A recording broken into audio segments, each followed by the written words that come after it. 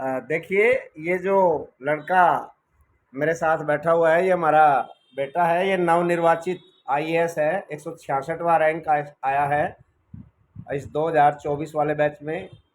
और बहुत ही खुशी, पूरे गन्नौर में खुशी की लहर इतनी है कि जिसका शब्दों में बयान नहीं किया जा सकता। ये बेटा खुद अपने मुख से ही, अपने मुखारविंद से ही बताएगा ये कैसे कैसे इसने मंजिल पार की, कहाँ से 10वीं पास की, फिर 12वीं की, और कैसे कैसे मतलब हुआ। सुनिए जरा आकाशदीप। तो जो ये सिविल सर्विसेज की प्रिपरेशन है, तो इसके विषय में जो ये पोस्ट है, जो रिस्पॉन्सिबिलिटीज़ होती हैं, उसके बारे में पेरेंट्स ने मुझे स्टार्टिंग में, जब मैं स्कूल में था, छोटी क्लासेस में, थर्ड क्लास फोर्थ क्लास में, तब मुझे ज़्यादा पता तो नहीं था, लेकिन पेरेंट्स ने बताया। तो उसी समय से ये एक एम था कि मुझे इस तरफ जाना है। तो उसके बाद मेरा एम यही रहा कि मैं जो भी पढ़ूँ, जिस भी क्लास में हूँ, उसमें अच्छे से अच्छा करने की कोशिश करूँ। तो मैंने अपनी 10th और 12th क्लास गन्नौर के ही मॉडल संस्कृति स्कूल से पास की, और उसमें अपना अच्छे से अच्छा करने की कोशिश की, और मेरे हिसाब से मैंने अच्छा किया भी।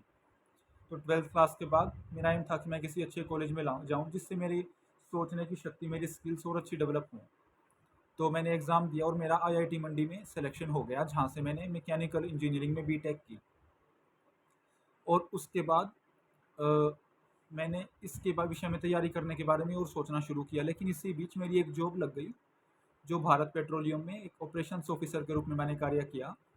और इसी बीच मैंने सोचा कि जो मैंने सोचा हुआ है, अपना ड्रीम है, उसको थोड़ा सा और डेडिकेटेड होकर तैयारी करूँ उसके लिए। तो मैंने पाया कि जॉब की रिस्पॉन्सिबिलिटीज़ और जो अपने ड्रीम है, इसके लिए मैं जो 100% खुद को डेडिकेट करना चाहता था, दोनों को मैं पूरी तरह से जितना मैं चाहता हूँ उतना टाइम नहीं दे पा रहा हूँ। तो मैंने सोचा कि जॉब को छोड़ता हूँ और पूरी तरह तरीके से इसके लिए तैयारी करता हूँ, और मैंने वैसा जॉब से रेजिग्नेशन करके तैयारी करना शुरू किया। और यहाँ से मेरी डेडिकेटेड प्रिपरेशन इस एग्ज़ाम के लिए शुरू हुई।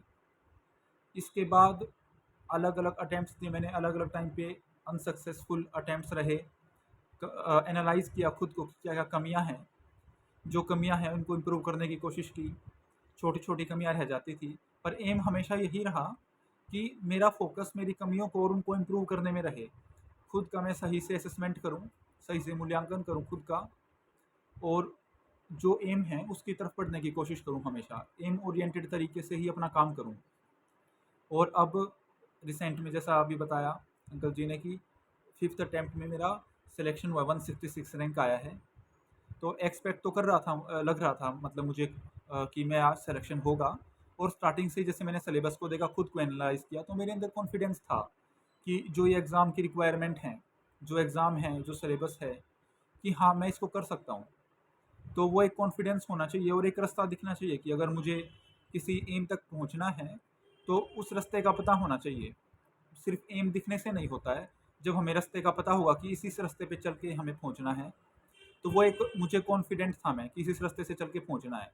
तो रास्ते में बीच में रुकावटें थी, तो उनको सोल्व करने की कोशिश की, और अब फाइनली मंजिल मिल गई है, तो अच्छा लग रहा है। हाँ, अब तो एक बात मैं पूछूंगा हाँ क्या जी। क्या रुकावटें आई वो भी बोलिए, आप बताइए प्लीज।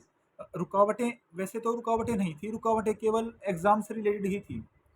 जैसे मैंने स्टार्टिंग में अपना ऑप्शनल सब्जेक्ट चूज़ किया था, ऑप्शनल सब्जेक्ट से किस तरह से चॉइस करनी चाहिए, किन किन चीज़ों का ध्यान रखना चाहिए, उसमें प्रॉब्लम क्या होगी। और साथ में उसके बाद एक दो मेंस एग्जाम में एक दो स्टेजेस पे प्रॉब्लम आई, लेकिन जैसे जैसे प्रॉब्लम आती गई, तो मेरा ध्यान हमेशा सॉल्यूशन की तरफ ही था। तो सॉल्यूशन ओरिएंटेड माइंडसेट से मैंने काम किया। बहुत बहुत अच्छा बेटा, आपने जो नई आईएएस की परीक्षा पास की, बहुत अच्छा लगा। और दूसरों के लिए भी एक प्रेरणा स्रोत बन के उन्हें भी अपने विषय में बताया करें। जैसे कि आपने बताया कि आपने कभी कोचिंग वोचिंग नहीं ली, खुद अपने आप तैयारी की है, तो ये एक बहुत बड़ी अचीवमेंट है, बहुत अच्छी जो है ना आपकी उपलब्धि है। भगवान आपको भविष्य में कामयाबी के शिखर तक पहुंचाए। धन्यवाद, धन्यवाद। ठीक है बेटा, खुश रहो।